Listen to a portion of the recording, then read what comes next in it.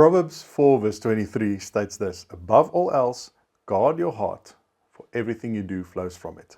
Now this verse is loaded. And it's one of those verses that just jumps from the pages when you read it. Because we inherently recognize it as a lived experience. We know this. Whatever we allow into our heart ultimately comes through what we say and what we do, positive and negative. And that brings us nicely to the fourth killer of faith. And it's a big one. You see, this killer envelops you, it consumes you, and brings all kinds of chaos into your life. You become so enveloped, you become so consumed by this killer that a life of faith becomes the furthest thing from your mind. Now, Matthew 6 verse 15 is actually direct words from Jesus, and these words actually follow the prayer that Jesus taught his disciples to pray, the prayer known as the Our Father. And he says this in Matthew 6 verse 15, if you do not forgive others their sins, your Father will not forgive your sins. Isn't that a scary verse? Well, that's it. The next killer is simply unforgiveness. And its accomplice, bitterness. What this verse is not referring to is the forgiveness that leads to salvation. Why? Because that forgiveness has got nothing to do with what you have done or will do. Why? Because that forgiveness cannot be earned. That forgiveness is not based on what you do.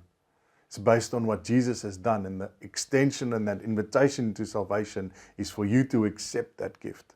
And once you accept that gift, you are invited to live a life in which you lay down your life to follow Him. And in living that life of faith, grace is extended to you and others. So even when you do wrong things, but your heart is after God and your desire is to live a life of faith, there is a lot of grace that comes with the mistakes that you make. Now that forgiveness, or unforgiveness rather, that Jesus is referring to, comes with the things that you do.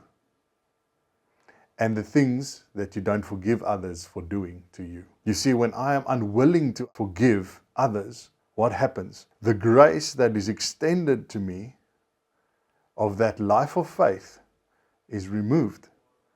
And I feel the full consequences of all my mistakes. And I allow that unforgiveness to wreak havoc and chaos in my life. You see, when I choose to stay resentful, I'm opening the door of my heart to the enemy. And then he does what he wants. But I also open the door for the Holy Spirit to leave. You see, this is where Proverbs 4 verse 16 that we started off with, this is how it manifests when I open the door for the enemy to do what he wants in my life.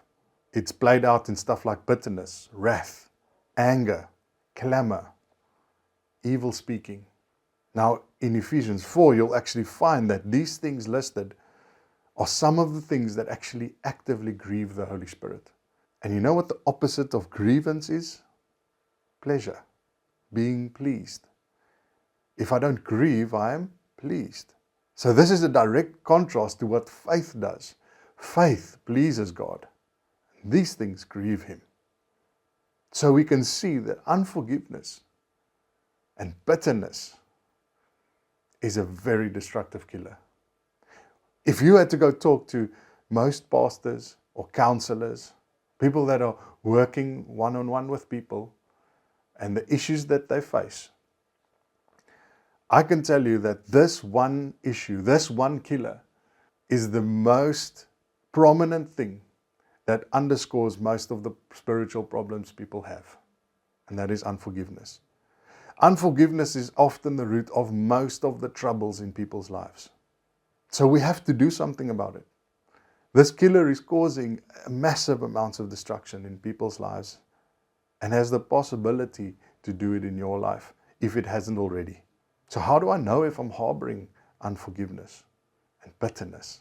Well, does this sound familiar? You often replay what that person did to you in your mind. You often enjoy imagining that person getting, or that those people getting punished. Do you talk about it often? Do you feel justified in your bitterness, in your being hardened? All these things usually point to unforgiveness, which I've allowed in my life. I've allowed the door to be open, even if it's just a little bit, for the enemy to come in. And so that what I do and say flows from that influence in my life. Think about it. When I'm unwilling to forgive, it's like someone taking me by the shoulder, and that person that I'm unwilling to forgive, I'm holding on to their shoulder, and I'm allowing them to dictate where I go, what I think about. And they often are unaware that they are actually dictating my life. I'm so consumed and enveloped by this unforgiveness. So how do I forgive? Well, it's important to note that forgiveness is not a feeling. You will never feel ready to forgive. If forgiveness was a feeling, no one would be forgiving. Forgiving is a choice. And that's why forgiveness is possible. Because it's a choice, just like love is a choice. Doesn't matter how hard it is, you still choose it. You see, if I choose to forgive, it doesn't mean the emotions that come with that goes away. I will still deal with that emotion. But the choice to forgive can precede dealing with that emotion. We often think, okay, I need to work through all the emotions and then forgive. But that, if we take the words of Jesus seriously, is not necessarily the right order. Choose to forgive and work through the emotions out of that.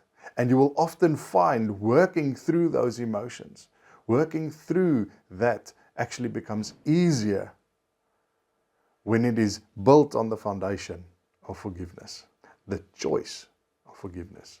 Now, what forgiveness is and what forgiveness is not is also very important. Because you see, forgiveness is how we arrest bitterness and unforgiveness. But we need to understand what it is not. And what forgiveness is not, what a lot of people have made it out to be. It is not a justification of what has happened. It is not a justification and doesn't say what that person did was right. That's not what forgiveness does. And more often than not, forgiveness is not going to do anything for the person that offended or hurt you, but it will do something for you. But essentially, this is what forgiveness is. It's me giving the need for retribution of what was done to me or stolen from me to God, and taking it out of my own hands and giving it to God and saying, God, it is yours. I want to guard my heart so that my heart can remain soft, so that my heart can remain the touching point for the Holy Spirit to work in and through me. You see, making the decision to forgive opens the door for that to happen. And saying, I forgive that person, gives the need for that retribution to God. But it also doesn't automatically bring freedom in your life. You see, a lot of people say, I'm forgiving so that I am okay, so that I will be fine. So I'm not doing it for that person, I'm doing it for me. Now, that is also a dangerous reason to forgive. Why? Because I'm also elevating myself above others. Jesus said to love your enemies. That is an instruction. How can I love someone if I still see them as less than? And that is where it becomes difficult. You see, the reason I forgive is not just so that I can be free. The main reason why I forgive is because I have been forgiven. I was not worthy of forgiveness, and forgiveness was extended to me. Therefore, I forgive. Jesus said, and he taught these people how to pray. He prayed this in Our Father. And forgive us our trespasses, just like we forgive those who trespass against us. You see, to the same measure that I forgive people, that same measure, that grace of forgiveness is extended over my life. So let's be quick to forgive. Let's make the choice quickly. Before our mind even gets time to think or start to process, let's make the choice to forgive. And healing and working through all of the hurt and the emotions can be built on top of the solid foundation that forgiveness brings. And then lastly, forgive yourself. That's often the most important an overlooked person to forgive. Yes, you are worthy of forgiveness because God has deemed you worthy. So extend that grace to yourself.